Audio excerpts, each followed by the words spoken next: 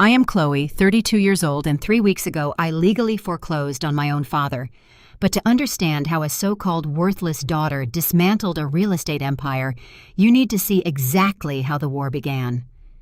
It started at my father's lavish retirement party. He stood under a crystal chandelier holding a microphone and decided to introduce his family. When he pointed at me, he flashed a camera-ready smile and told 200 of his wealthiest friends, "This is my daughter Chloe, no degree, no future, just a freeloader living off the family name." The ballroom erupted in laughter. I did not flinch. I did not cry. I simply raised my glass of champagne, smiled right back at him and said, "Cheers to you, Richard, because this is the very last time any of you will see me." The laughter died instantly. I set the glass down and walked out. Before I tell you how his golden boy stepson ended up crying in my lobby just a few weeks later, let me know what city you are listening from in the comments below. Hit that like button and subscribe if you have ever had to walk away from toxic relatives who tried to write your story for you. The crisp October air hit my face as I stepped out of the country club. I handed my valet ticket to the attendant, deeply savoring the profound silence of the night after the suffocating noise of that ballroom. I was not even upset. I was just entirely done. I stood by the stone pillars waiting for my car when the heavy oak doors of the club swung open forcefully behind me. I did not have to turn around to know who it was. The heavy, arrogant footsteps belonged to my stepbrother Preston, and the sharp clicking of designer heels belonged to his mother Victoria. Of course they followed me. They could never let anyone have the last word. Preston strutted toward me aggressively, adjusting the cuffs of his overly tight designer suit. He had just been named the incoming chief executive officer of Hudson, my father's commercial real estate firm, a title he earned entirely by sharing Victoria's DNA and possessing zero actual business acumen. Victoria flanked him, wrapping her expensive silk shawl tightly around her shoulders, her eyes glaring at me with that familiar mix of absolute disgust and unearned superiority. The valet pulled up in my car, a sleek jet-black Porsche 911 Carrera. I had bought it in cash 2 years ago to celebrate my first major private equity acquisition. The valet stepped out respectfully and held the door open for me. Preston stopped in his tracks and let out a loud, mocking laugh. He pointed at the vehicle and shook his head, a smug smirk plastered across his face.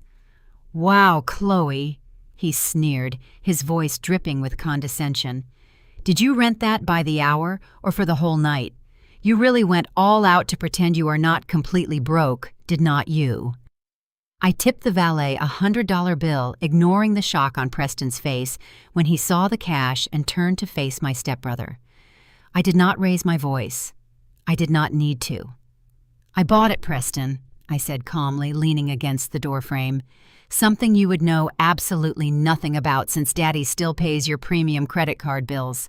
Victoria stepped forward, her face turning a deep shade of red, her voice a sharp, venomous hiss. "How dare you speak to him that way? After the repulsive scene you just caused inside humiliating your father in front of his primary investors, you are entirely out of line. You are incredibly lucky we even let you attend this event. Richard is furious. He is already talking about cutting you completely out of the will. You will not get a single cent of this family's money, and you will be completely on your own." I looked at Victoria, then at Preston. The sheer delusion radiating from the two of them was almost funny. "Cut me out of the will," I repeated, letting a cold smile form on my lips. "Victoria, please tell him to do it. I do not want a single dime from a sinking ship. But let us get the historical facts straight right now, since you both seem to have convenient amnesia. 12 years ago, my father drained my entire college fund. $200,000 that my late mother left specifically for my university education. He took every single penny of it to fund Preston's garbage tech startup. I took a slow step toward Preston, watching his smug smile falter. "You remember that app, right, Preston? The one that was supposed to revolutionize food delivery but went bankrupt in 6 months because you spent the seed money on luxury vacations to Miami and VIP bottle service at nightclubs." Preston's face flushed a deep, ugly red. "That was a calculated business risk," he stammered defensively, taking a physical step back from me. I did not steal your money. Richard made an executive financial decision to invest in my vision. My vision? I repeated, my voice dropping to a freezing whisper. He stole my future to fund your absolute delusions. Because of your vision, I had to drop out of my university. I worked 3 minimum wage jobs just to survive. I slept on a mattress on the floor in a studio apartment with no heat during brutal winters, while you drove around the city in a brand new BMW bought with my stolen tuition money. So do not ever stand there and talk to me about family money. You have been living on my dime since the day you and your mother moved into my house. You are a parasite, Preston. Victoria opened her mouth to argue, raising a finger to point at my face, but she had absolutely nothing to say. The truth paralyzed them. I turned my back on them, slid into the driver's seat of the Porsche, and started the engine. The roar of the exhaust echoed loudly through the country club parking lot. I rolled the window down just enough to look Preston in the eye one last time. "Enjoy the chief executive title, Preston," I said smoothly. "You are going to need the ego boost for what is coming."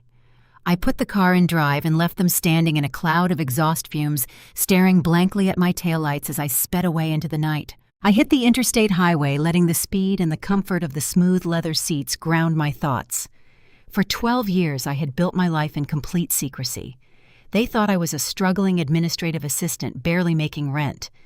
They did not know I was the founder and chief executive of Vanguard Equity, a private equity firm specializing in acquiring distressed debt. They did not know I had built a personal net worth that entirely dwarfed my father's entire real estate company. And they certainly did not know that my firm secretly owned the paper on their largest outstanding commercial loan. Suddenly, my phone rang through the car's Bluetooth audio system. I glanced at the digital screen on the dashboard. It was Maya. Maya was Preston's wife, my sister-in-law, and honestly the only person in that entire chaotic family I actually respected. She was an African-American woman from Chicago, incredibly sharp, intensely pragmatic, and holding a double master's degree from a top-tier university. She held the title of Chief Marketing Officer at Hudson Horizon, but everyone with half a brain knew she was actually running the entire operations department while Preston played golf with clients. Despite carrying the failing company on her back, Victoria constantly treated Maya like an outsider. Victoria was always dropping passive-aggressive, racially coded comments about Maya's background, her natural hair, and her family's working-class roots. Maya endured the toxic environment for the sake of her professional career and her resume. But I knew she was rapidly reaching her breaking point. I tapped the screen to answer the call. "Maya," I said, keeping my eyes firmly on the dark road ahead. "Are you calling to yell at me for ruining the big retirement night?" A deep sigh came through the speakers. A very tired, incredibly heavy sigh. "No," Chloe Maya said, her voice quiet, but strung tight with anxiety. "I am calling to warn you. I am currently hiding in the catering kitchen right now because your father is losing his absolute mind. He is locked in the manager's office, actively screaming at the family lawyer on speakerphone." I arched an eyebrow, instantly intrigued by this development. At 10 o'clock on a Friday night, I asked, adjusting my grip on the steering wheel, "What exactly is the legal emergency?" "He is freezing your maternal trust fund," Maya explained quickly. "The small one your grandmother left you when you turned 25. He is commanding the lawyers to find a legal loophole to lock you out of it indefinitely. He genuinely thinks you are using that money to pay your rent, and he wants to completely starve you out financially until you come crawling back to apologize to him and Preston for embarrassing them." I listened to the frustration in Maya's voice. She was not angry at me. She was furious at them. "Chloe, it is sick," Maya continued, her voice shaking slightly with suppressed rage. "Preston is out there in the ballroom right now, aggressively taking credit for the fourth-quarter marketing strategy that I stayed up for 3 weeks to write. He literally told a room full of investors that it was his brainchild. And Victoria just introduced me to a senior board member as Preston's lovely little assistant. I am the chief marketing officer, Chloe. I cannot take this environment anymore. They are utterly toxic, and they are coming for whatever little money you have left to your name. You need to call your own lawyer and protect yourself immediately." I listened to the rhythmic hum of my tires on the asphalt. A genuine bright smile spread across my face. "Maya," I said softly, my voice completely relaxed. "Let him freeze it. It is an old savings account with maybe $30,000 in it. I have not touched it or even looked at the balance in over 5 years." Maya went completely silent on the other end of the line. The background noise of the catering kitchen seemed to vanish. "What do you mean you have not touched it?" she asked, profound confusion lacing her words. I took a deep breath, deciding it was time to start shifting the pieces on the board. "Maya, you are the smartest person in that entire company.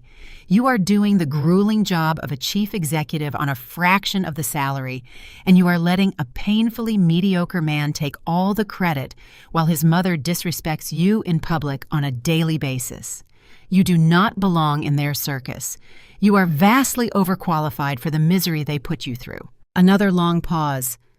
"Chloe," I know that Maya said, her voice dropping to a whisper, "but I have a massive mortgage. I have serious career goals. The job market is brutal right now. I cannot just walk out on a senior executive role without a safety net. You can," I told her, my voice turning dead serious and authoritative, "go into the corporate office on Monday morning. Pack up your personal belongings in a box. Draft your official resignation letter effective immediately, and do not let Richard or Preston negotiate with you. Just hand it over and walk out the glass doors." "Why in the world would I do that?" she asked, her breathing hitching slightly at the sheer audacity of my suggestion. "Because Maya," I replied, staring at the bright city skyline appearing in the distance, "I am going to give you an empire. Call me when you are out of the building. Have a very good night, Maya." I hung up the phone before she could ask another single question. I needed her out of the blast zone safely. Because on Monday morning, Richard and Preston were going to make a catastrophic financial mistake regarding their massive corporate debt, and I was going to be the one waiting patiently in the shadows to collect everything they owned. Monday morning arrived with the kind of crisp and unforgiving clarity that only Manhattan can offer. I was sitting behind my custom mahogany desk on the 60th floor of the Vanguard Equity headquarters, watching the morning traffic crawl along the avenues far below. I held a cup of black coffee in one hand and a detailed financial dossier in the other. The weekend had been entirely silent on my end, but I knew my father had been busy. Men like Richard do not handle rejection well. When they lose control of the narrative, they panic, and when they panic, they make incredibly sloppy mistakes.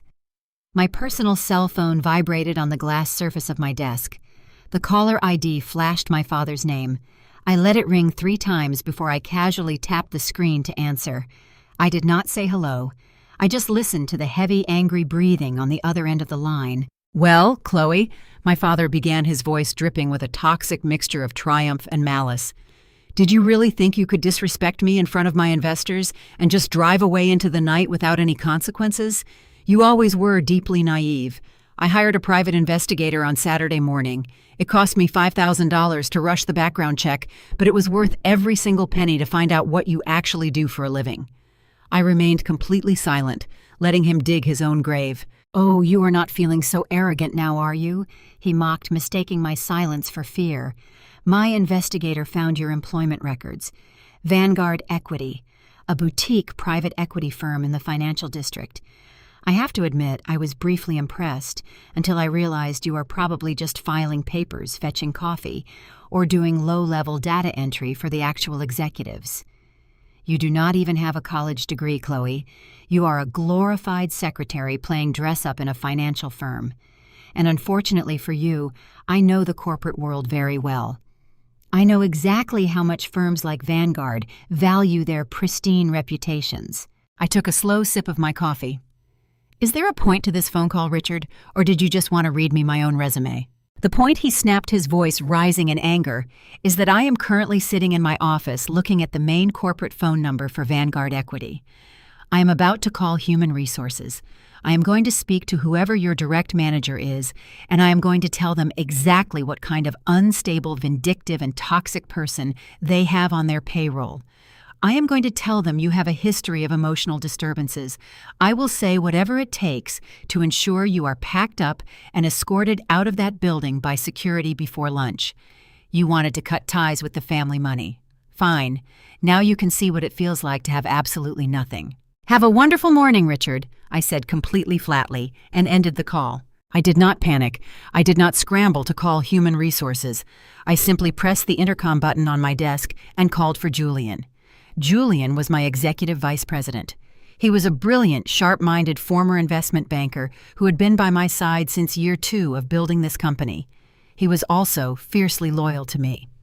10 seconds later, Julian walked into my office holding his tablet, wearing his usual tailored navy suit and an expectant expression. "Julian," I said, leaning back in my leather chair, "my father is about to call our main corporate line. He believes I am an entry-level administrative assistant, and he is going to try to get me fired. Please go to the front desk, intercept the call, and put him on speakerphone in here. I want to hear this." Julian stopped dead in his tracks. A slow, highly amused smile spread across his face. "The CEO of Hudson Horizon is calling to get the CEO of Vanguard Equity fired from her own company," Julian asked, his voice laced with pure disbelief. I nodded. Julian chuckled, turned on his heel, and walked straight out to the reception desk. 2 minutes later, Julian returned to my office. He was holding the main wireless receiver, and he was struggling to keep a straight face. He tapped a button and placed the phone carefully in the center of my desk. The speakerphone activated. "Am I speaking to a senior manager?"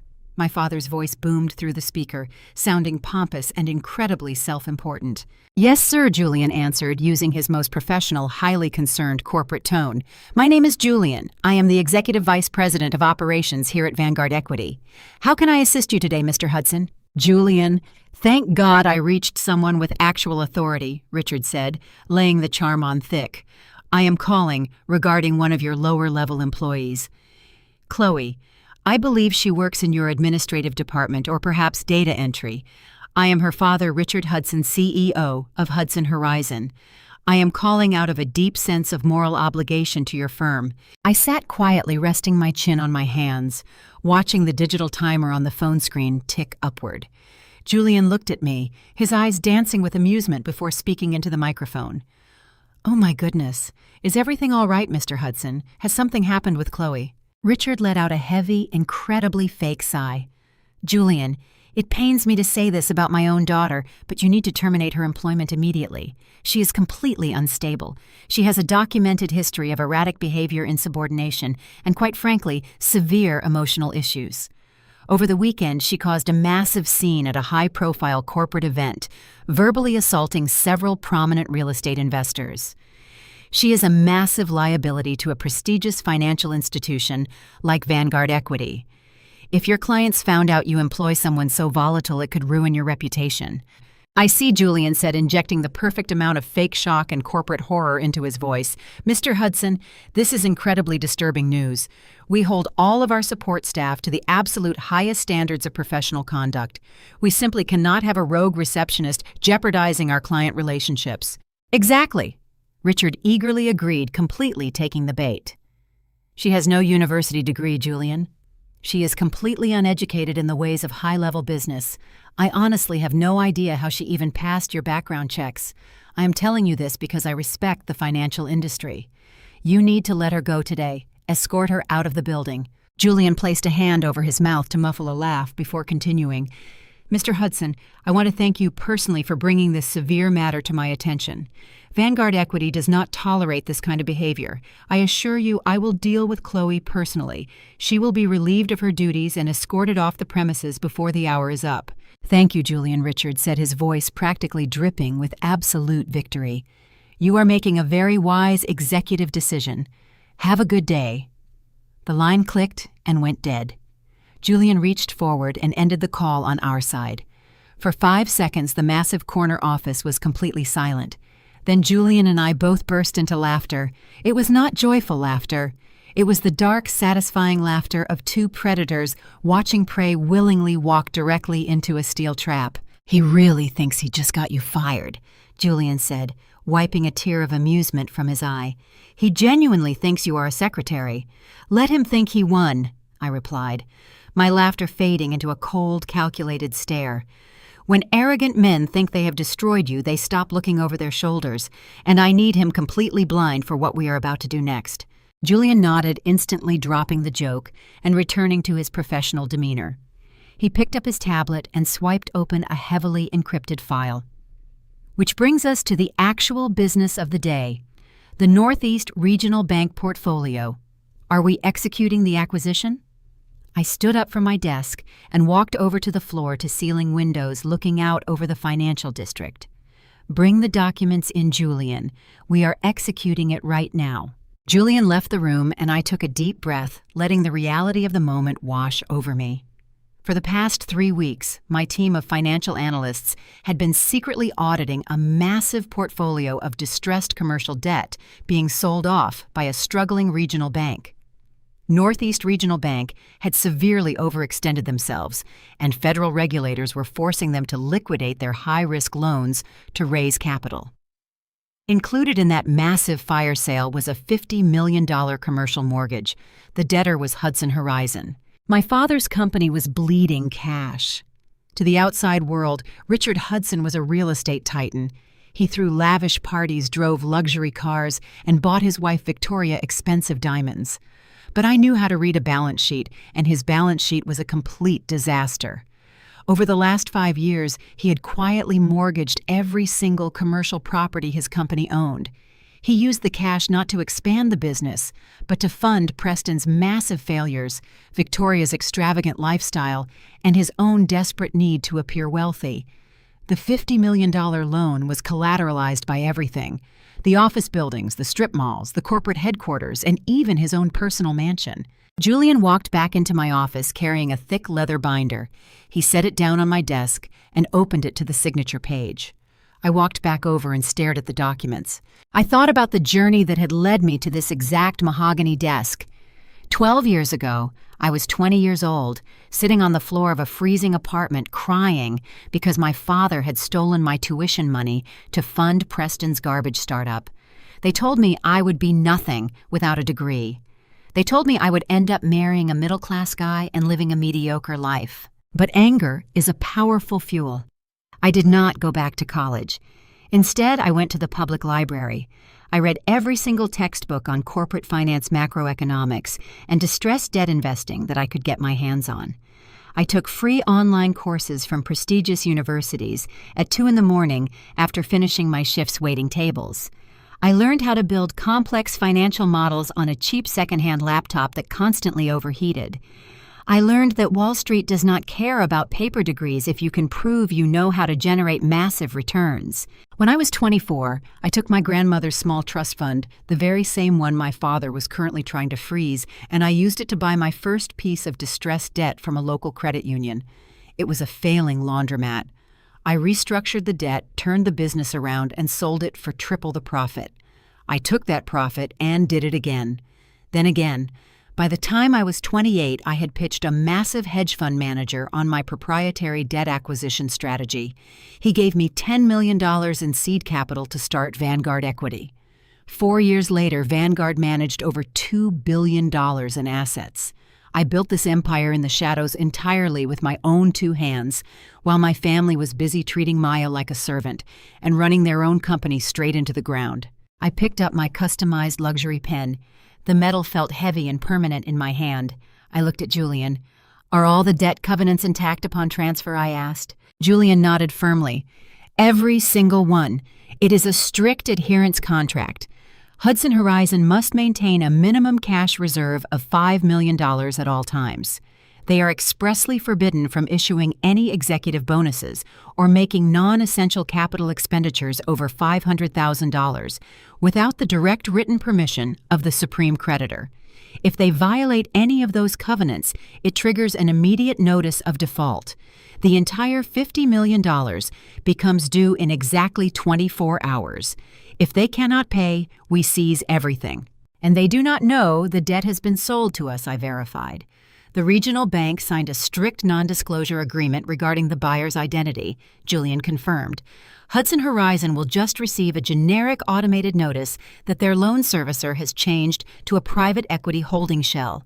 They will not see the name Vanguard Equity, and they certainly will not see the name Chloe Hudson until we want them to.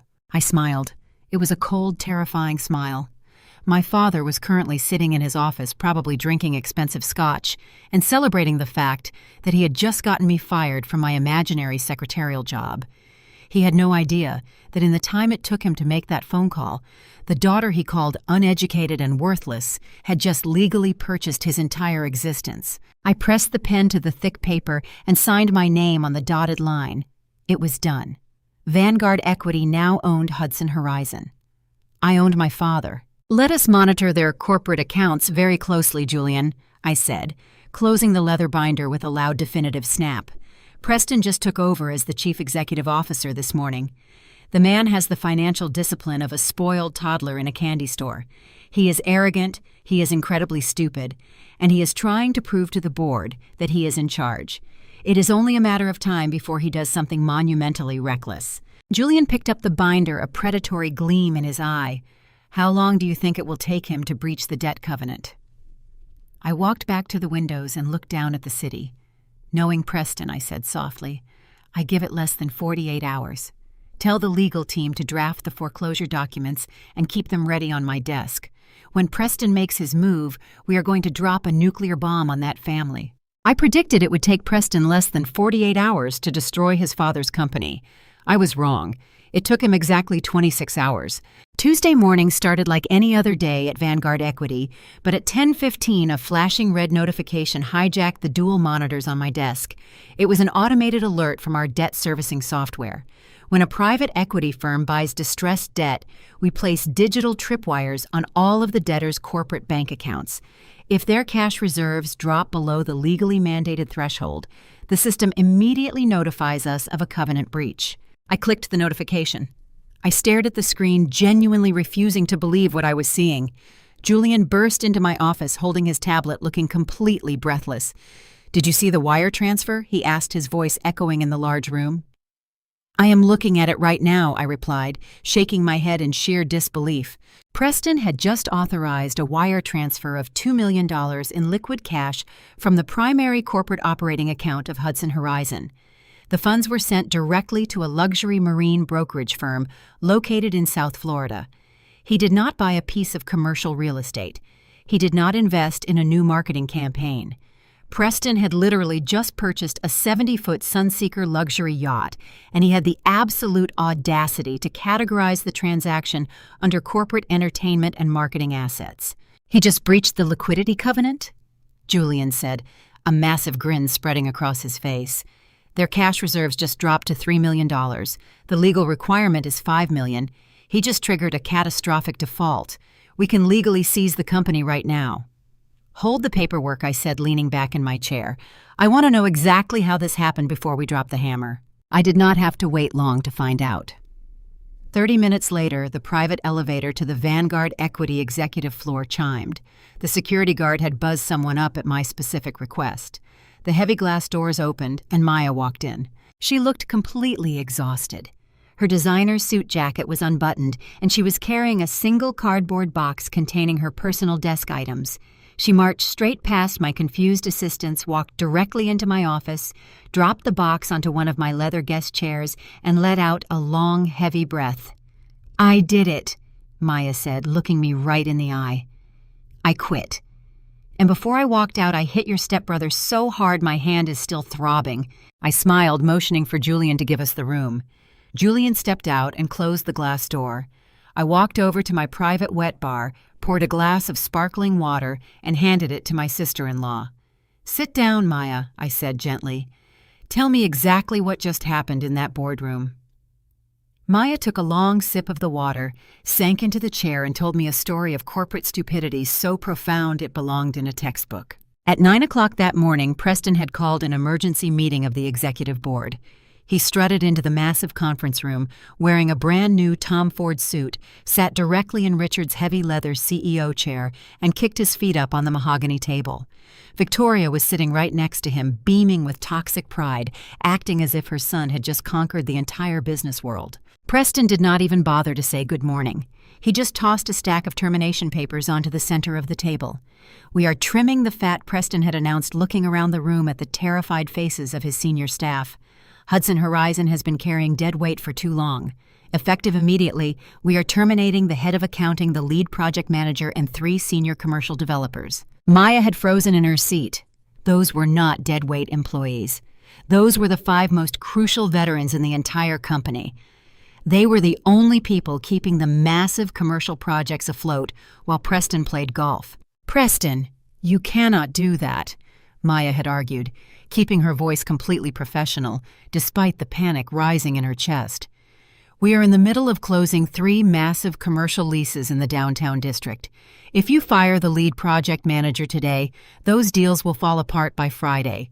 We will lose millions in projected revenue." Preston had just waved his hand dismissively. "They are easily replaceable," he scoffed. "Besides, their salaries are draining our liquid capital, and I need that capital for my new executive initiative." Maya had narrowed her eyes. "What executive initiative?" Preston then pulled out a glossy brochure and slid it across the table. It was a brochure for a $2 million luxury yacht. He smiled a sickeningly arrogant smile. "I have decided that to attract top-tier investors, we need to project an image of absolute wealth. We cannot entertain billionaire clients in stuffy steakhouses anymore. We are buying a corporate yacht. I am authorizing the wire transfer this morning." Maya had literally laughed out loud, thinking it was a terrible joke. But when she saw the completely serious look on Victoria's face, the reality sank in. "You are completely out of your mind," Maya had said, dropping all professional formalities. "You cannot spend $2 million in cash on a boat. We have a $50 million commercial mortgage with the regional bank. Do you even know what a debt covenant is, Preston? We are legally required to maintain a $5 million minimum cash reserve. If you wire that money, you will drop our reserves below the threshold. The bank will flag it immediately. They will issue a notice of default, and they will foreclose on this entire company." Preston had slammed his fist on the table. "Do not lecture me about banking, Maya. I am the chief executive officer. The bank works for me. I manage the relationships. They are not going to foreclose on a legacy company over a minor cash fluctuation. You are not a financial genius." Preston Maya had fired back, her patience completely evaporating. "You are going to bankrupt your father's company on your second day in charge. I will not sign off on this. As the chief marketing officer, I refuse to approve this as a marketing expense. It is fraud and it is financial suicide." That was when Victoria had decided to intervene. Victoria had leaned forward, resting her diamond-covered hands on the table. She looked at Maya with an expression of pure, unadulterated disgust, the kind of look someone gives a stray dog that wandered into their pristine house. "You need to lower your voice and remember your place," Victoria had said, her tone dripping with venom. "You are being incredibly hysterical over nothing." Maya had turned to her mother-in-law. "I am trying to save your family from total ruin, Victoria." Victoria let out a cold, mocking laugh. "Oh, please. You do not understand how legacy wealth operates because you do not come from it. You are reacting like a panicked lower-class worker who is terrified of bouncing a check. It is just a $2 million purchase. Wealthy people leverage debt all the time to acquire luxury assets. But you would not understand that, would you? You are bringing your poverty mindset into our boardroom." The room had gone completely dead silent. The blatant coded racism hung in the air like a thick cloud of toxic smoke. Poverty mindset. It was the same veiled insult Victoria had used for years to remind Maya that she was a black woman from a working-class neighborhood entirely unworthy of their precious fabricated elite status. Victoria had just smiled, completely unapologetic. "Do not project your background onto our business model, Maya. We brought you into this family, we gave you a prestigious job, and we gave you a beautiful life. The least you can do is show some gratitude and support your husband's brilliant vision. You are an outsider here. Do not ever forget that." Maya had slowly turned her head to look at Preston. She waited for him to speak. She waited for her husband of 5 years to defend her honor, to tell his mother she had crossed a massive line to show even a shred of basic human decency. Preston had simply adjusted his silk tie, smirked, and looked Maya right in the eyes. "My mother is right, Maya. Just process the marketing approval and let the adults handle the corporate finances." In that exact moment, something deep inside Maya completely snapped. 12 years of holding her tongue, 12 years of working 80-hour weeks while Preston took the credit, 12 years of enduring Victoria's passive-aggressive racism and financial abuse. All of it vanished, replaced by a crystalline, beautiful clarity. Maya had stood up from her chair slowly. She did not yell. She did not cry. She reached up and unclipped her corporate identification badge from her blazer. She tossed the plastic card onto the mahogany table. It landed right on top of the glossy yacht brochure. "I am not processing anything," Maya had said, quietly leaning over the table so her face was inches from Preston's. "Because as of this exact second, I quit." Preston had rolled his eyes, letting out an exasperated sigh. "Oh, stop being so dramatic, Maya. You are not going to quit. You need this job to pay for your expensive lifestyle. Sit down before you embarrass yourself further." Maya did not sit down. Instead, she raised her right hand and slapped Preston across the face with everything she had. The sound of the impact echoed like a gunshot in the silent conference room. Preston's head violently snapped to the side. He let out a pathetic yelp of pain and shock, instantly clutching his cheek as it bloomed into a bright, angry red handprint. Victoria screamed, jumping out of her chair in sheer horror. Maya stood perfectly straight, looking down at the man she had just humiliated in front of his entire surviving staff. "Keep the yacht, Preston," Maya had whispered, her voice completely steady and terrifyingly calm. "You are going to need it to live on when this entire company burns to the ground." Then, without looking at Victoria, Maya had turned around and walked out of the conference room. She walked to her desk, packed a single box of her things, and walked out the front doors of Hudson Horizon for the very last time. I sat across from Maya in my office, letting the absolute brilliance of her actions wash over me. She had finally done it. She had finally broken the chains that toxic family had wrapped around her for 5 long years.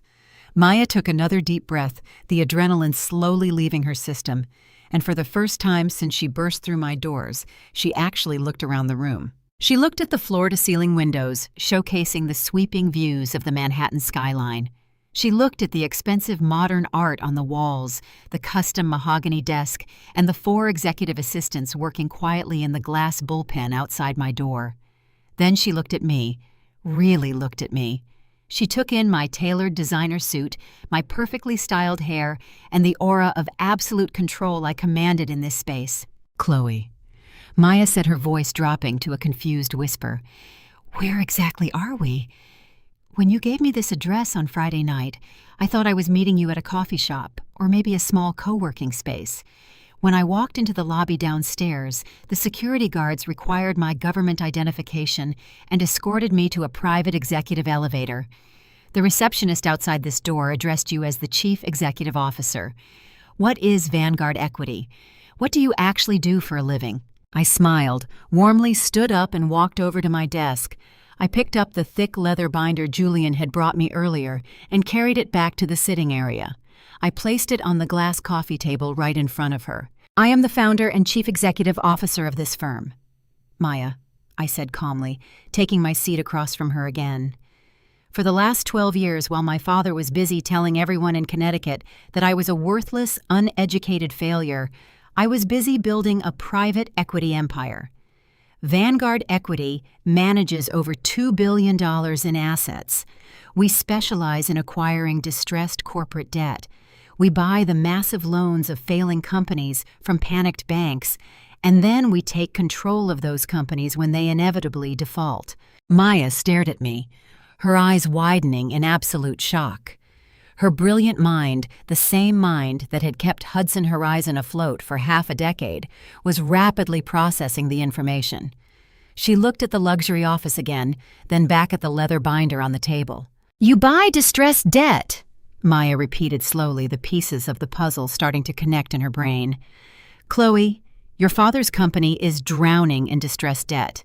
He has leveraged every single commercial property in his portfolio. We owe $50 million to a regional bank, and our cash flow is completely suffocated." I leaned forward, resting my elbows on my knees. "Open the binder, Maya." Maya reached out with trembling hands and flipped open the heavy leather cover. The first page was a summary of the Northeast Regional Bank asset liquidation. The second page was the official transfer of a $50 million commercial mortgage. She traced her finger down the page until she hit the name of the debtor, Hudson Horizon, and right below it the name of the new supreme creditor, Vanguard Equity. "Oh my God!" Maya breathed out, her hand flying to cover her mouth. "You bought his debt. You own the paper on his entire company." "I bought it at 8 o'clock this morning," I confirmed, my voice practically vibrating with anticipation. My father called my office earlier today. He thought he was calling a human resources department to get me fired from a low-level secretarial job. While he was busy trying to destroy my imaginary livelihood, I signed the documents that legally handed me the keys to his entire kingdom. Maya was reading rapidly through the legal covenants attached to the loan. As the former chief marketing officer, she knew exactly how strict these banking contracts were. She was scanning the clauses regarding minimum cash reserves and liquidity requirements. Suddenly, she stopped reading. She froze completely. She looked up at me, her eyes wide with a mixture of terror and absolute awe. "The cash reserve covenant," Maya whispered, tapping the paper frantically. "It says Hudson Horizon must maintain $5 million in liquid capital in the primary operating account at all times. Any drop below that threshold constitutes a material breach of contract and triggers an immediate default on the entire $50 million loan." I nodded slowly, letting the beautiful reality of the situation sink into her mind. "Yes, Maya, that is exactly what it says. But Preston just wired $2 million to buy a luxury yacht," Maya said, her voice rising in pitch as the realization hit her like a freight train. "He just authorized the transfer an hour ago. I tried to stop him. I told him he would drop the cash reserves to $3 million. I told him it was financial suicide. Chloe Preston just breached the debt covenant. He triggered the default." I reached over and gently closed the leather binder. "Exactly," I said, a slow, predatory smile spreading across my face. "Preston thought he was proving his power to his mother. Victoria thought she was putting you in your place by calling you a lower-class outsider. But in their sheer, unadulterated arrogance, they handed me the exact weapon I needed to destroy them both. They literally gave me the legal right to seize their entire empire, and they did it on Preston's very first day as chief executive." Maya leaned back in her chair, staring at the ceiling as a breathless laugh escaped her lips. The sheer poetic justice of the situation was almost too much to process. 12 years ago, Richard stole your college fund to pay for Preston's failed startup," she said, shaking her head. "And today, Preston used the last of Richard's corporate cash to buy a boat, officially handing the entire company over to you. It is brilliant. It is absolutely brilliant. But what happens now?" I stood up and walked it over to my desk, pressing the intercom button. "Julian," I said clearly into the microphone, "please bring the foreclosure documents into my office and authorize the legal department to issue the formal notice of default to Hudson Horizon. Send it via certified courier immediately." I turned back to face Maya. Two women who had been chronically underestimated, abused, and discarded by the same toxic family were now standing in the most powerful room in the city, holding the absolute power of life and death over their abusers. "What happens now?" I repeated, walking back over to Maya. "Now we watch them burn. But I did not ask you to come here just to watch Maya. I asked you to come here because I need a partner." Maya stood up, meeting my gaze directly. "A partner?" "Yes," I said firmly. "When this default goes through tomorrow morning, Hudson Horizon will belong to Vanguard Equity. I am going to strip my father and Preston of every single title share and asset they possess. They will be walked out of that building by armed security. But I do not want to run a commercial real estate firm, Maya. I am a private equity executive. I need someone who actually knows how to run Hudson Horizon.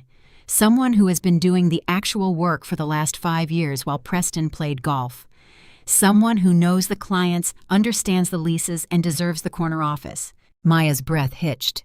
"You want me to be the chief executive officer of Hudson Horizon?" I extended my right hand toward her. "You are the only person qualified for the job, Maya. Victoria told you today that you were an outsider. She told you that you did not understand legacy wealth because of your background. Tomorrow, you are going to walk back into that exact same conference room, sit in the chief executive chair, and personally fire the woman who called you a stray dog. You are going to take the empire they built and make it your own. Do we have a deal?" Maya looked at my outstretched hand. The exhaustion in her eyes was completely gone. The anxiety about her mortgage, her career, and her future had vanished, replaced by a fierce, burning determination. She had endured years of racial microaggressions, gaslighting, and corporate theft. Now she was being handed the ultimate sword of vengeance forged in completely legal, unbreakable financial contracts. Maya reached out and grasped my hand firmly. We shook on it. It was a silent pact between two survivors. "We have a deal," Chloe Maya said, a confident, radiant smile breaking across her face. "Let us take them down." I smiled back, the anticipation buzzing in my veins. The trap was set. The legal documents were signed. The courier was already speeding across the city with the notice of default. My father and Preston had exactly 24 hours left to pretend they were the kings of the world. Tomorrow they were going to learn that the women they threw away had become the absolute masters of their fate. Wednesday morning broke over the Manhattan skyline with the kind of brilliant sunshine that felt entirely appropriate for a corporate execution. I was sitting at my desk sipping my second cup of coffee when the notification flashed across my digital screen. Certified delivery confirmed. Signed for by the front desk receptionist at Hudson Horizon at exactly 9 in the morning. The notice of default had officially landed. It is important to understand exactly what a notice of default actually is in the high-stakes world of commercial real estate. It is not a friendly reminder. It is not a late fee. It is a financial death warrant. The legal document I sent them stated explicitly that due to the unauthorized withdrawal of $2 million, Hudson Horizon had violated their primary liquidity covenant. Because of this severe breach, the entire principal balance of the commercial loan was due immediately. My father and my stepbrother had exactly 24 hours to produce $50 million in liquid cash. If the funds were not wired to Vanguard Equity by 9 o'clock Thursday morning, we would legally seize their corporate bank accounts, foreclose on all of their commercial properties, and confiscate my father's personal mansion. They would be left with absolutely nothing. I did not have to wait long to see the fallout. 10 minutes after the package was delivered, my desk phone lit up. It was Julian calling from the executive bullpen. "They are panicking," Julian said, his voice laced with immense satisfaction. "Our switchboard has received 6 frantic calls from Richard Hudson in the last 5 minutes. He is screaming at the customer service representatives, demanding to speak to the managing partner of Vanguard Equity. He tried calling his original contact at the regional bank first, but the bank informed him they sold the debt yesterday. Now he realizes a completely unknown private equity firm holds the leash to his entire life." I smiled, leaning back in my chair. "Put him on hold, Julian. Let him listen to the corporate elevator music for a solid 20 minutes. What about Preston?" "Preston is apparently having a total psychological meltdown," Julian reported. "One of our associates knows the receptionist over at Hudson Horizon. She texted him that Preston just threw a glass paperweight against the boardroom wall and is currently hyperventilating in his office. Victoria is reportedly there too, frantically calling their family lawyers, only to be told that the contract is completely ironclad and there is absolutely no legal loophole to save them." "Let them sweat," I instructed calmly. "When Richard calls back for the 7th time, have the receptionist tell him that the chief executive officer of Vanguard Equity is a very busy person, but they can grant him a brief emergency meeting in person at 11 o'clock. Julian chuckled.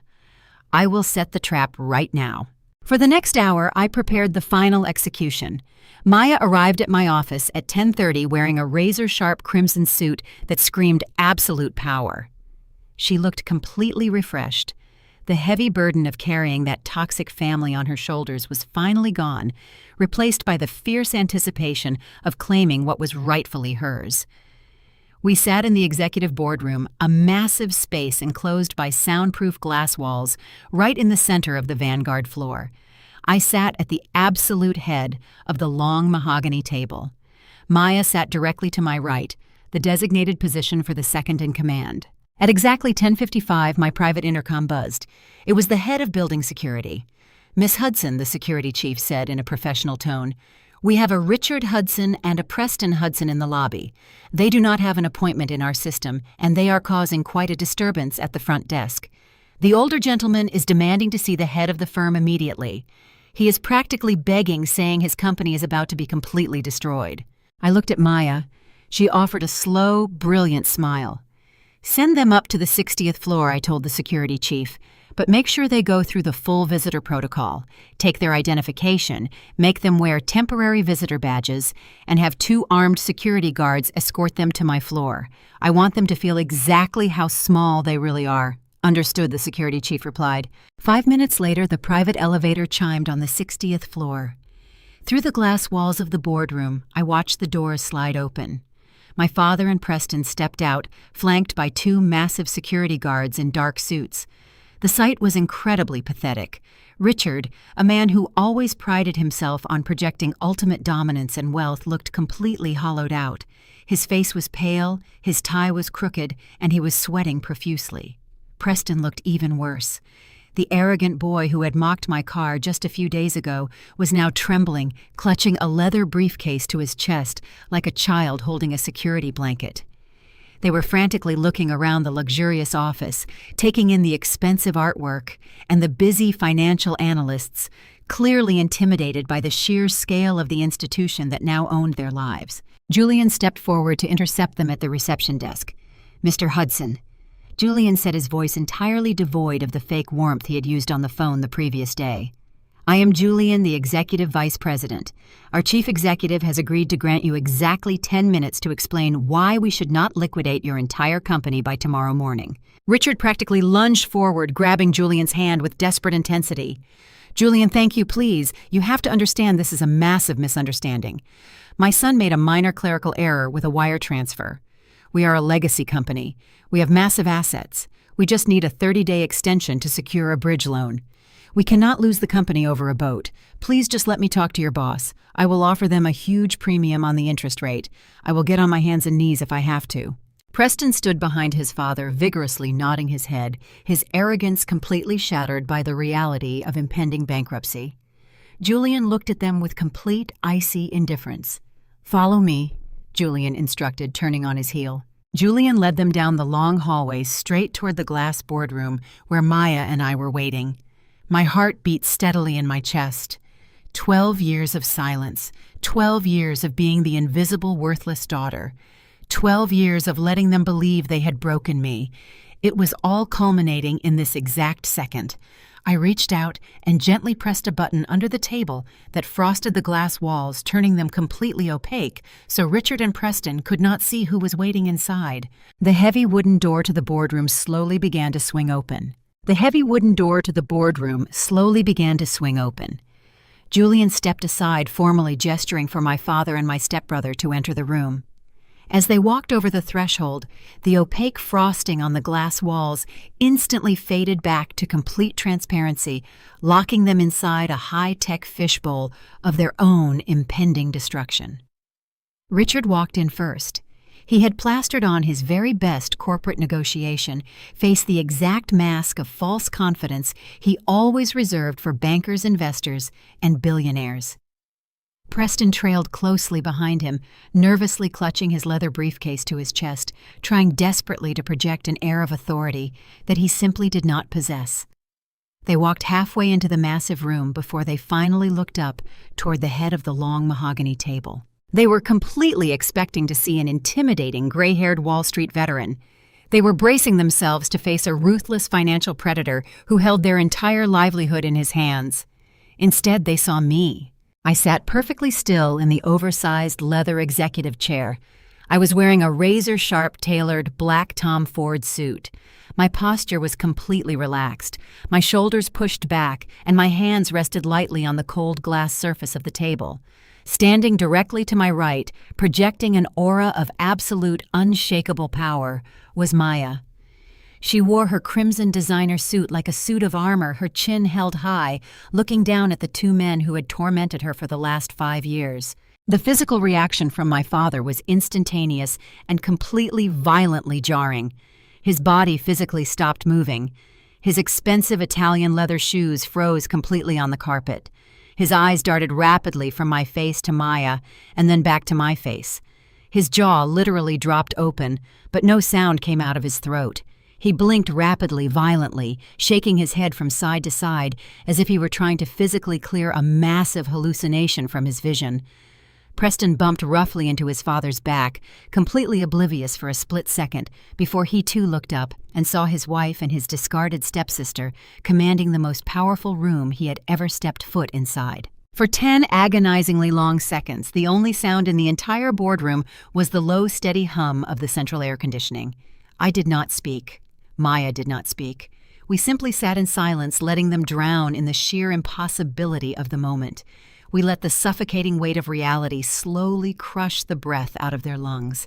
When my father finally found his voice, it was entirely stripped of its usual booming arrogance. It was high-thin and laced with absolute bewilderment.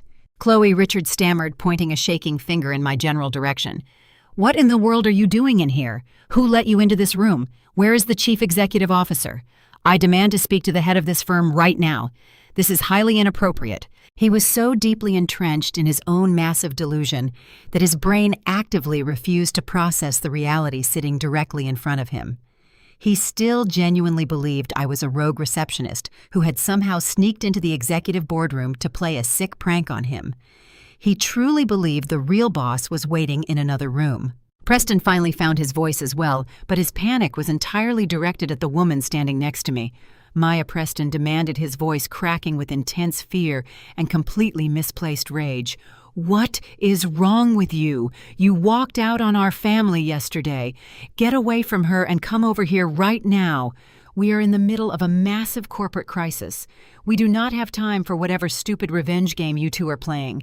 Where is the real boss of Vanguard Equity?" I slowly leaned forward, intertwining my fingers on the desk. Maya did not move a single inch toward him. She did not flinch. Instead, she offered her husband a smile so cold it could have frozen the entire room. "I am not going anywhere near you, Preston," Maya stated, her voice echoing powerfully off the glass walls.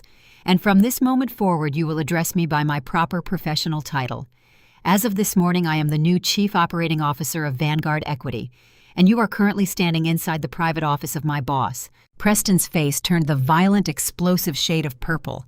The sheer humiliation of being commanded by the wife he had verbally abused, entirely undervalued, and severely underestimated for 5 long years completely shattered his fragile ego. He lost whatever tiny shred of rational thought he had left in his brain. "You are lying!" Preston screamed, completely losing control of his emotions. He dropped his leather briefcase. It hit the floor with a loud thud, bursting wide open and scattering meaningless financial projections all across the carpet. "This is a sick joke. You are both completely pathetic. You have absolutely no power here." He lunged forward.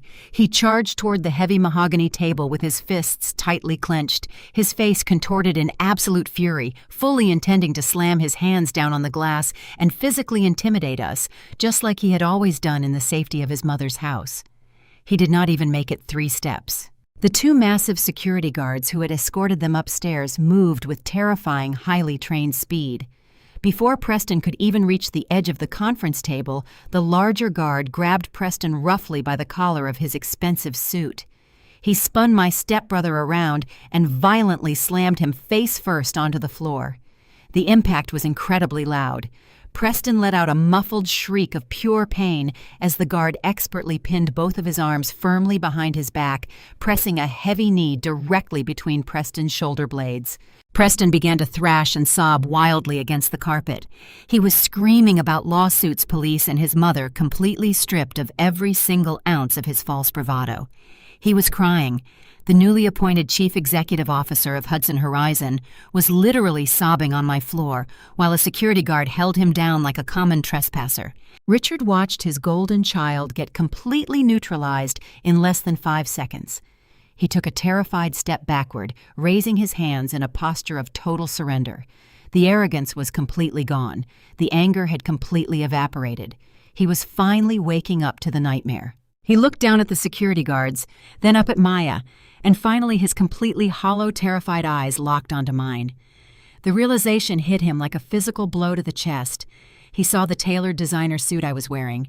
He saw the complete and utter control I had over the room and the security staff. He remembered the phone call from yesterday, realizing exactly how Julian had expertly played him for a fool. "No," Richard whispered, his voice trembling so violently he could barely form the single word. "No, that is absolutely impossible. You are uneducated. You do not have a college degree. You are just a girl. You cannot possibly be the one running a massive financial firm." I did not smile. I did not blink. I reached down beside my chair and picked up the incredibly thick, heavy leather binder containing the $50 million debt portfolio. I raised it high in the air so he could clearly see the Vanguard Equity logo embossed in gold on the cover. Then I slammed it down onto the glass table with all of my strength. The massive cracking sound echoed like a gunshot through the room, making my father violently jump backward in sheer terror. "Welcome to my company, Richard," I said, my voice completely dead and devoid of any emotional warmth. I kept my eyes locked directly onto his terrified face, forcing him to hold my gaze. I am the founder, the primary shareholder, and the absolute chief executive officer of Vanguard Equity. I built this entire empire with my own 2 hands in total silence while you were busy stealing my college fund to feed that pathetic crying child pinned on my floor. Richard's legs visibly gave out beneath him. He stumbled backward awkwardly and collapsed heavily into one of the leather guest chairs. His hands gripped the armrests so tightly that his knuckles turned completely white. His breathing became shallow and incredibly rapid.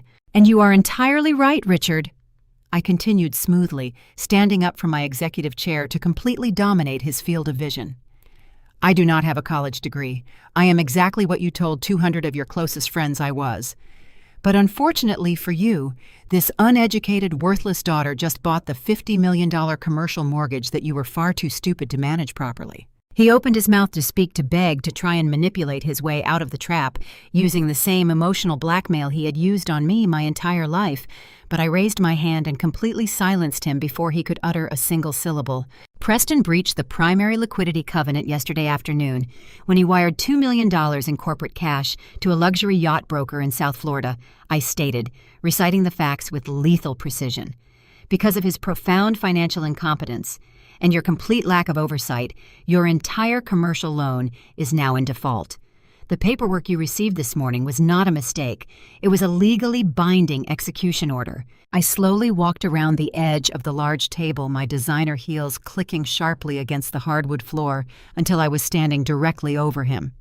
He was breathing heavily, cold sweat pouring down his forehead, looking up at me like I was the Grim Reaper coming to collect his soul. "Here are your options, Richard," I said, leaning down slowly so my face was merely inches from his. "You will wire $50 million in liquid cash directly to Vanguard Equity by exactly 9 o'clock tomorrow morning. If that money is not sitting in my corporate account when the bank opens, I am going to legally seize every single asset you possess. I am going to foreclose on your commercial office buildings. I am going to take the keys to your personal mansion. I am going to liquidate everything you have spent your entire pathetic life building." Richard started to cry. Real genuine tears of absolute terror spilled out of his eyes and rolled down his aging cheeks.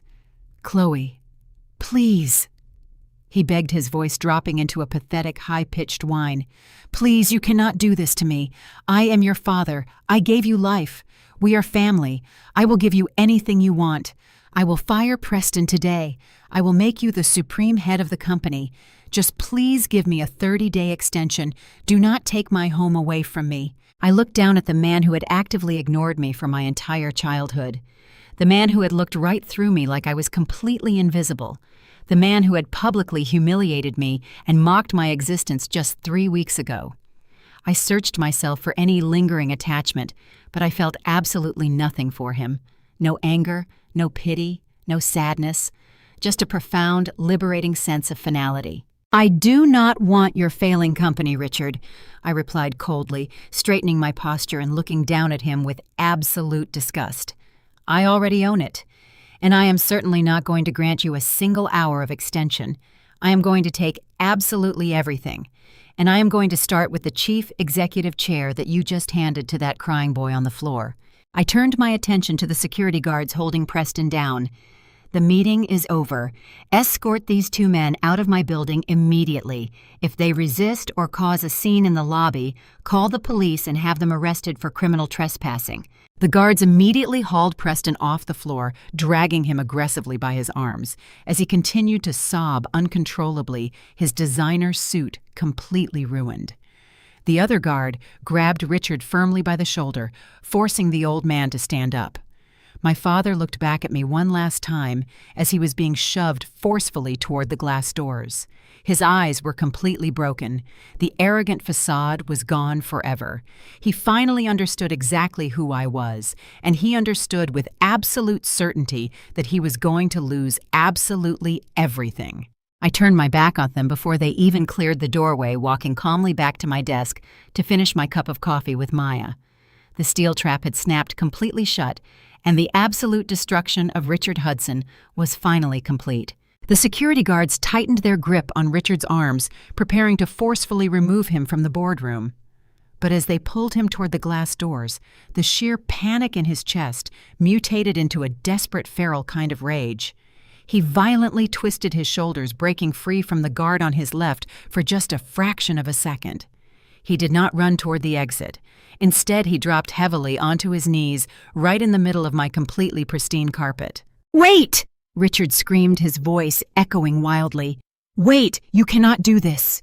You are a cold-blooded monster, Chloe. I am your father. I gave you life. I put a roof over your head for 18 years. I fed you. I clothed you. Is this how you repay your own family? By destroying us in cold blood over a business technicality." I raised a single hand, signaling the security guards to pause. They immediately stopped pulling him, standing silently by his sides. I wanted him to speak. I wanted to hear every single desperate, pathetic lie he had left in his arsenal. "You are tearing this family apart," Richard continued, his chest heaving as he stared up at me with wild, bloodshot eyes. "You have always been so completely vindictive. You have always been jealous of Preston and Victoria. We tried to love you, Chloe. We really did. But you were always so damaged and ungrateful. And now you are using this completely unfair legal loophole to steal my legacy. You are exactly what I told everyone you were. You are completely heartless." Let me step out of the story for just 1 second. If you have ever wished to see your abuser finally pay the price, leave a red heart in the comments below right now. Because watching the absolute panic set into his eyes, watching his mask fall completely off his face, was the single most satisfying moment of my entire life. I stood up from my chair and walked slowly around the mahogany table until I was standing directly over him again. I did not raise my voice. I did not need to scream to completely destroy him. "Family," I repeated, letting the word roll off my tongue with absolute disgust. "Do not ever use that word in my presence again, Richard. You do not know the first thing about family. A father protects his children. A father invests in their future. You used me as a financial punching bag and a convenient scapegoat for your own monumental failures." I walked back to the table, picked up a thick red folder, and threw it forcefully onto the floor, right in front of his knees. The folder slid across the carpet and hit his leg, spilling dozens of audited financial statements everywhere. "You want to talk about cold-blooded business?" I said, staring down at him. "Let us talk about the truth. I did not steal your legacy, Richard. You destroyed it yourself. My team spent the last 3 weeks conducting a complete forensic audit of Hudson Horizon. I know absolutely everything. I know about the massive commercial lease you lost in Manhattan because you insulted the lead developer. I know about the $3 million bridge loan you took out in secret just to pay your own personal property taxes. I know that you have been functionally bankrupt for the last 5 years." Richard stared at the papers scattered on the floor, his face turning a sickly shade of gray. He tried to speak, but only a pathetic, raspy sound came out. "You are not a real estate titan," I continued, my voice sharp and entirely unforgiving. "You are a fraud. You are a completely incompetent businessman who spent 20 years pretending to be wealthy while drowning in toxic debt.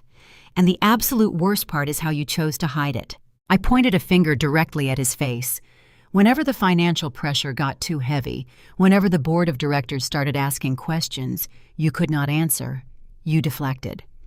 You came home and took all of your pathetic rage out on me. You made sure Victoria and Preston bullied me. You stood on that stage 3 weeks ago and called me a worthless freeloader in front of 200 people. You did that because you needed them to look at me, the troubled, uneducated daughter, so they would not look closely at you, the completely bankrupt, failing chief executive officer. You used my pain as a shield to hide your own profound stupidity. "Chloe, please," Richard whimpered. his hands shaking violently as he tried to gather the scattered papers from the floor. "You do not understand the pressure I was under. The market was terrible. I had to maintain our image. If the investors knew we were struggling, they would have pulled their funding. I did it for us.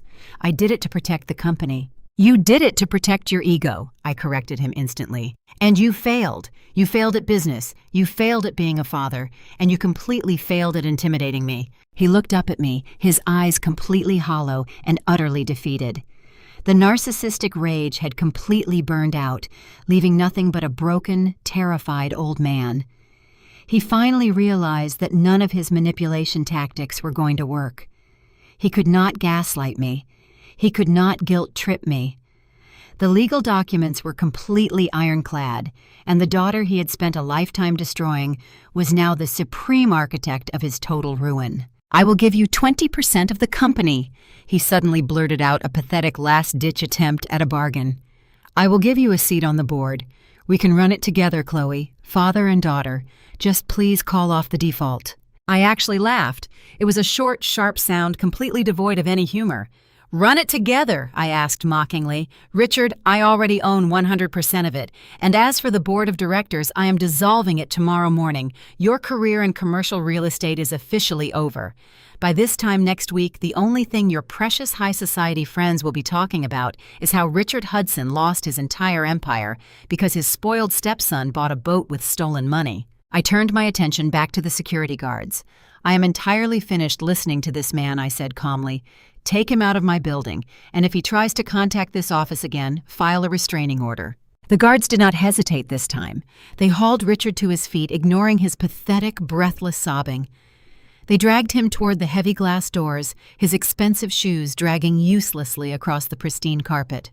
He did not fight back anymore. The fight was completely drained out of him. He simply hung his head, crying quietly as the doors closed securely behind him. I stood in the absolute silence of the boardroom, looking at Maya, completely ready to begin the next chapter of our lives.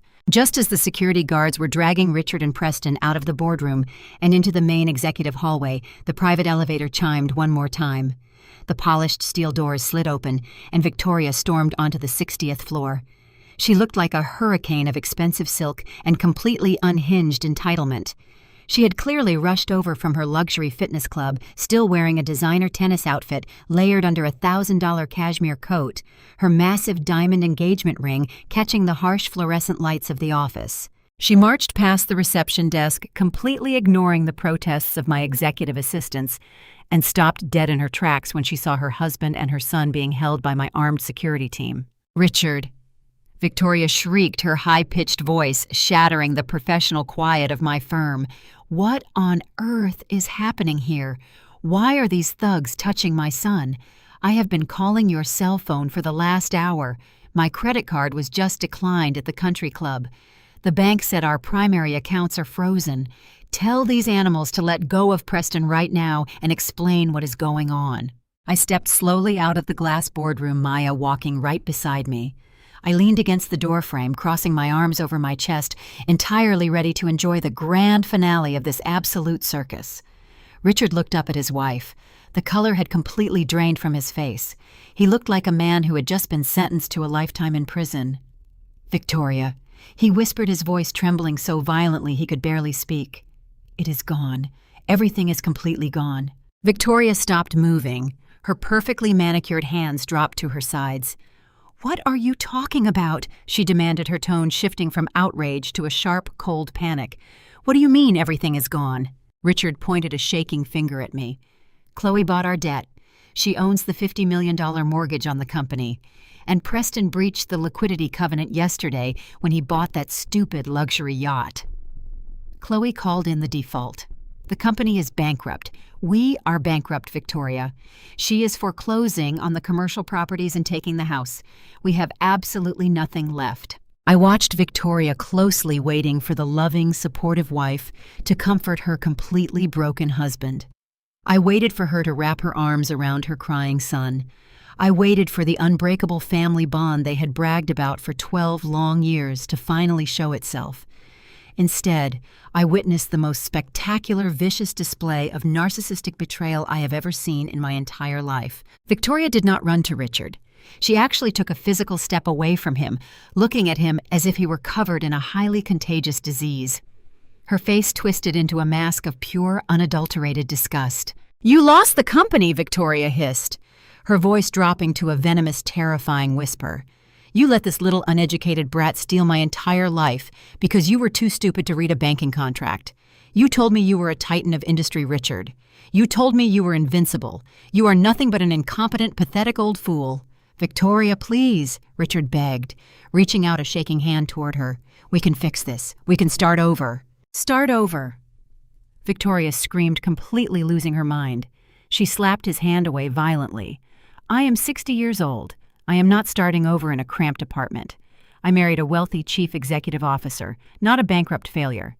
I spent the last 20 years dealing with your massive ego, pretending to care about your boring golf stories and hosting your stupid corporate dinners just to secure my financial future. And you lost it all in a single morning." She reached down and aggressively twisted the massive diamond ring on her left hand, making sure it was firmly secured to her finger. "I am calling my divorce attorney the second I get into the elevator," she announced coldly, looking Richard dead in the eye. "I am filing for an emergency separation of assets. I will swear in court that I had absolutely no knowledge of your fraudulent business practices. You are not dragging me down with you. I am keeping my jewelry, I am keeping my offshore accounts, and I am leaving you with the absolute garbage fire you created." Richard gasped, clutching his chest as if she had just stabbed him with a physical blade. "Victoria, you cannot leave me now. We are a family." "We were a business arrangement, Richard," she snapped back viciously, "and you just went bankrupt." That was the exact moment Preston finally snapped. He was still pinned by the security guard, but he violently twisted his neck to glare at his mother. The golden child, the boy who could do no wrong in Victoria's eyes, completely turned on his creator. "Do not act like you are innocent in this!" Preston screamed, tears streaming down his red, swollen face. "You forced me to do this. You are the one who told me I needed to project wealth to the board of directors. You are the one who picked out that stupid yacht. You stood in the conference room yesterday and told Maya we needed a $2 million boat to look like real billionaires." "Shut up, Preston," Victoria yelled back, pointing a sharp fingernail at her own son. "You are a grown man. You signed the wire transfer. You were the chief executive officer. Do not you dare blame me for your profound stupidity. You have always been completely useless. Your father knew it, Richard knew it, and I knew it.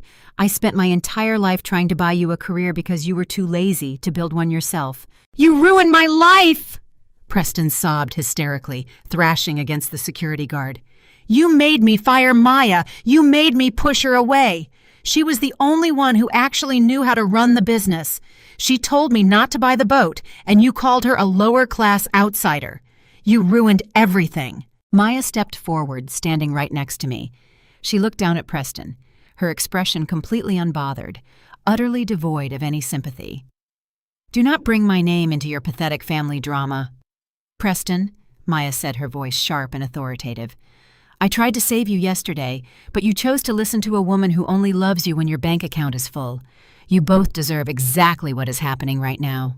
Richard fell to his knees in the middle of the hallway, holding his head in his hands, openly sobbing as his wife and his son viciously tore each other apart. The perfect family. The wealthy, respectable Connecticut elite. They were completely exposing themselves as nothing more than a den of starving snakes, perfectly willing to eat each other alive the second the money ran out. They had spent 12 years telling everyone that I was the broken one. They had spent 12 years making me feel like a worthless outcast because I did not fit into their pristine, wealthy mold. But standing there watching them scream and cry and betray each other over a lost fortune, I finally understood the absolute truth. I was never the broken one. I was the only one who ever had any real strength. They were just empty shells propped up by stolen money and a desperate need to feel superior. I had seen enough. The satisfaction of the moment was completely absolute, but their toxic voices were starting to pollute my completely clean office. I stepped forward, raising my hand to signal the security chief. "Get all 3 of them out of my firm," I ordered firmly. "Escort them down to the street. Do not let them stop at the lobby. Do not let them use the restrooms." Put them out on the sidewalk where they belong." The security guards moved with ruthless efficiency. They hauled Richard to his feet and shoved him toward the elevator. They dragged Preston, still crying and screaming at his mother, right behind him. 2 female security officers grabbed Victoria by the arms. "Do not touch me with your filthy hands," Victoria shrieked, kicking her designer tennis shoes at the guards. "I know the mayor. I will have you all fired. I am Victoria Hudson." "You are Victoria, nobody," I said coldly, locking eyes with her as she was dragged past me. "Have a very nice time in divorce court."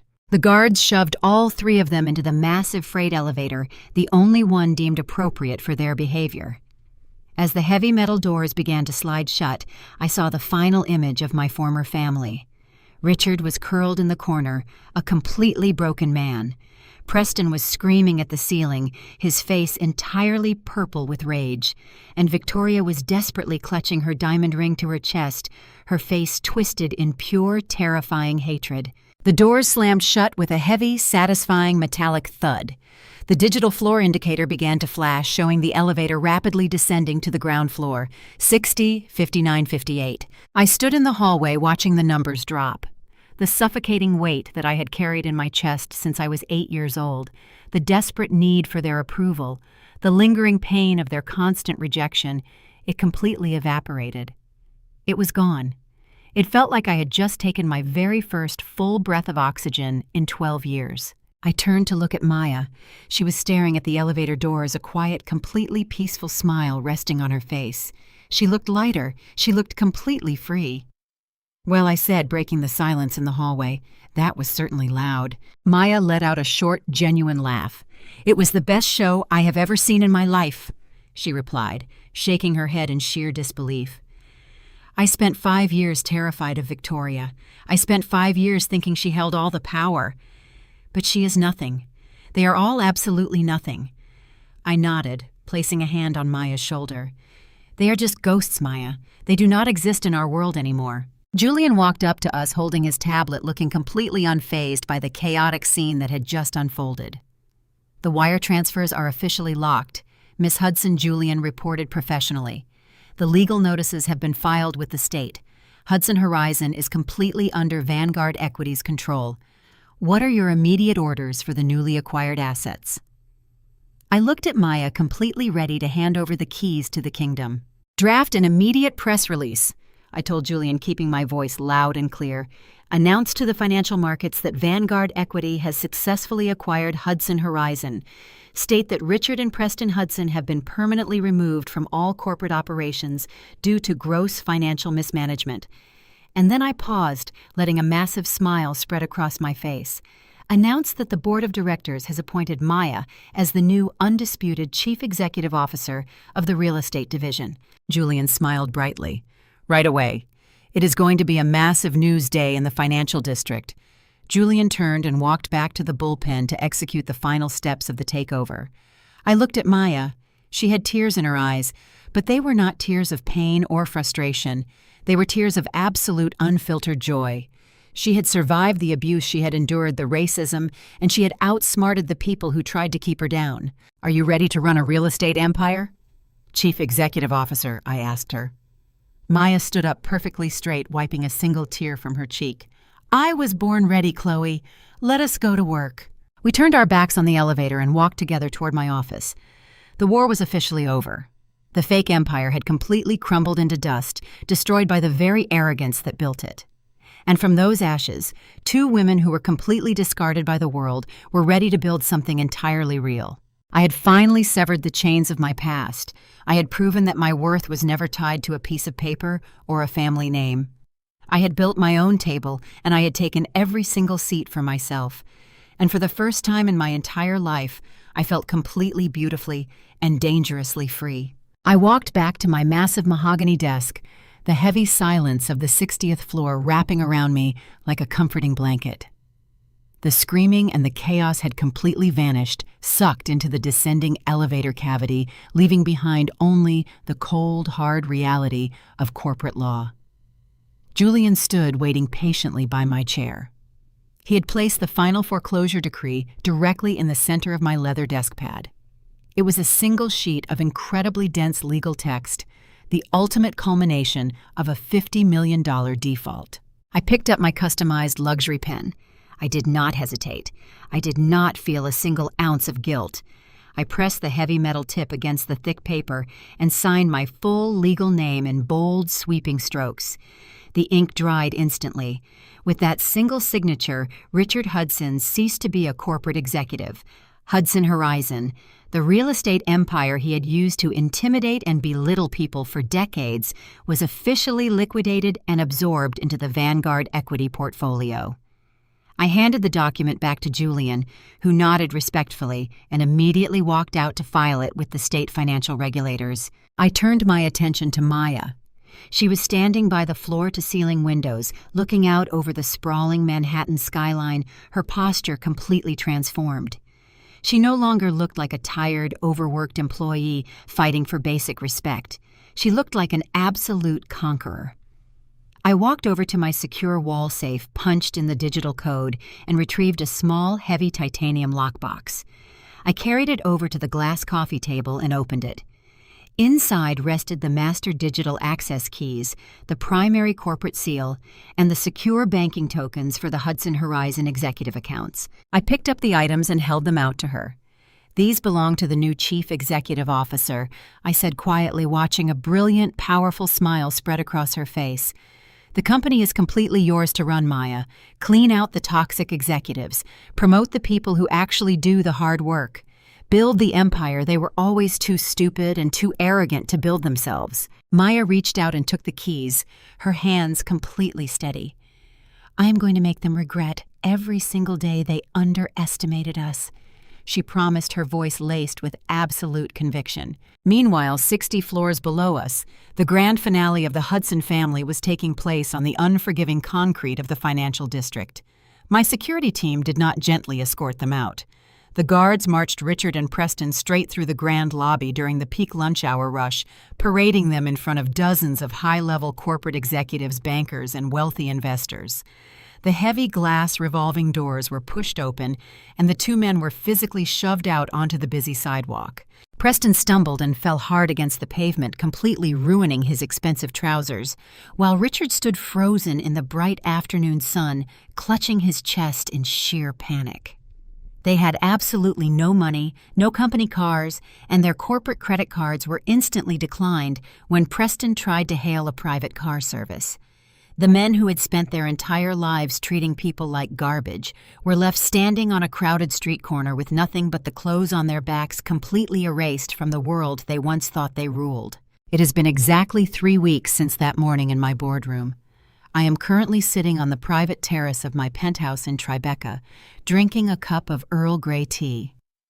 The afternoon sun is reflecting off the glass towers of the city, and the air is perfectly quiet. Maya is sitting right across from me, reviewing the quarterly earnings report for the newly restructured real estate division. She looks completely relaxed, completely in her element, and finally free. Earlier this morning, I received a brief email from my legal team. The final foreclosure on my father's personal estate was completed. As we sit here drinking tea, Richard is actively boxing up his belongings and moving out of the massive Connecticut mansion he prized above all else. He is moving into a small rented apartment on the outskirts of the city. Victoria finalized her emergency separation last week, taking the remainder of her hidden assets and entirely cutting ties with him and Preston. People always ask me if I feel a sense of massive, overwhelming joy when I think about my father losing his home. The honest answer is no. I do not feel joy. But I also do not feel any guilt. I simply feel nothing at all. And that absolute indifference is the ultimate peace. I do not check up on them. I do not care what they are doing. The chapter is permanently closed. If there is one thing I want you to take away from my story, it is this. The greatest revenge in life is not screaming at the people who hurt you. It is not begging them to understand your pain, and it is certainly not trying to prove your worth to people who are entirely committed to misunderstanding you.